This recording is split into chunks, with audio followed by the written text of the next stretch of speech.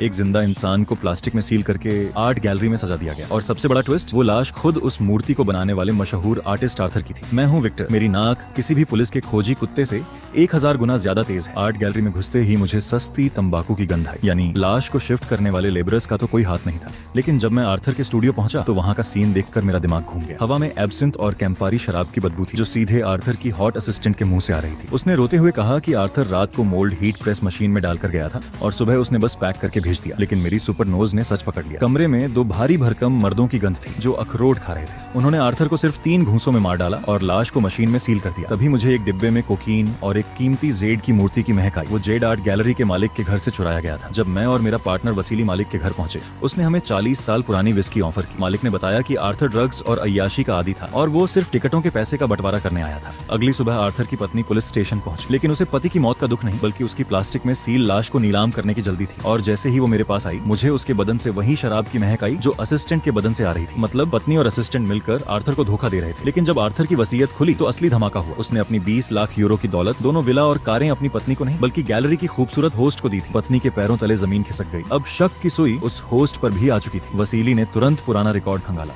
Arthur की सारी मूर्तियां बोलीविया जाती थी, जो ड्रग्स का सबसे बड़ा रूट है। मूर्तियों के अंदर कोकीन भरकर स्मगल की जाती थी, क्योंकि प्लास्टिक के पार डॉग्स और एक्सरे कुछ नहीं पकड़ सकते। इससे पहले कि हम कोर्ट से वारंट लेकर मूर्तियां ही काटते, रात में किसी ने पूरी गैलरी लूट ली। सुबह मैं टूटी हुई मूर्तियों को सूंघने लगा और तभी भयानक कांड हो गया। मूर्तियों में इतनी प्योर ड्रग्स थी कि मेरी सुपर नोज की वजह से मुझे 1000 गुना ज्यादा भयानक ओवरडोज का अटैक आ गया। मुझे पागलों की तरह भ्रम होने लगे और मैं वहीं तड़प कर बेहोश हो गया। जब मेरी आंख खुली तो मैं हॉस्पिटल में था और मेरी सूंघने की ताकत पूरी तरह खत्म हो चुकी थी। उधर वसीली ने एक चाल चली। उसने खबर फैलाई कि आर्थर ने मरने से पहले ड्रग गैंग का भंडाफोड़ करने वाला एक सीक्रेट लेटर छोड़ा है। रात को गैलरी का मालिक अपने घर पर था, तभी एंटी ड्रग्स डिपार्टमेंट का चीफ वहां गन लेकर घुसा। असली मास्टरमाइंड वही पुलिस चीफ था। वो अपने ही साथ ही मालिक को रास्ते से हटाने आया था। लेकिन तभी पीछे से उस खूबसूरत होस्ट ने गोलियां चलाकर चीफ को मार गिराया। होस्ट ने तुरंत विस्की डालकर पूरे कमरे में आग लगा दी ताकि इसे सुसाइड दिखाया जा सके। वो बाहर निकलकर मुस्कुराई, लेकिन गेट पर वसीली ने उसे रंगे हाथों दबोच लिया। उसने अपना जुर्म कबूल कर लिया, लेकिन मेरी नाक खराब होने की वजह से मर्डर का कोई सबूत नहीं बचा और उसे सिर्फ स्मगलिंग की मामूली सजा मिली। उधर आर्थर की पत्नी ने उसकी लाश को फिर से प्लास्टिक में सील करके करोड़ों में बेच दिया और ऐश करने